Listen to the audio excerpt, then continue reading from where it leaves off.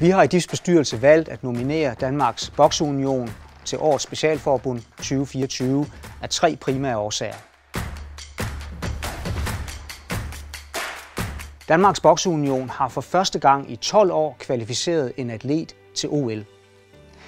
Det er resultatet af, at unionen har styrket sit talent- og elitearbejde på flere parametre. Derudover har mere boksning for flere-strategien også vejet tungt på vægtskålen.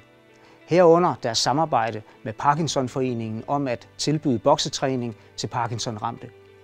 I dag har de godt 90 uddannede trænere i en særligt tilpasset træningsform, som bygger på motionsboksning med blandt andet stemme- og mimiktræning.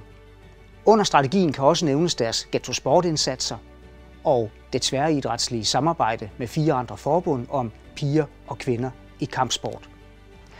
Og så har Danmarks Bokseunion gjort sig på den internationale idrætspolitiske scene særligt bemærket ved at bane vejen for et nyt verdensforbund, World Boxing, samtidig med at de her har kørt sig i stilling til en mulig præsidentpost.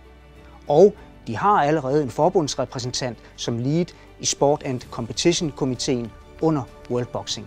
Tillykke til Danmarks Bokseunion med nomineringen.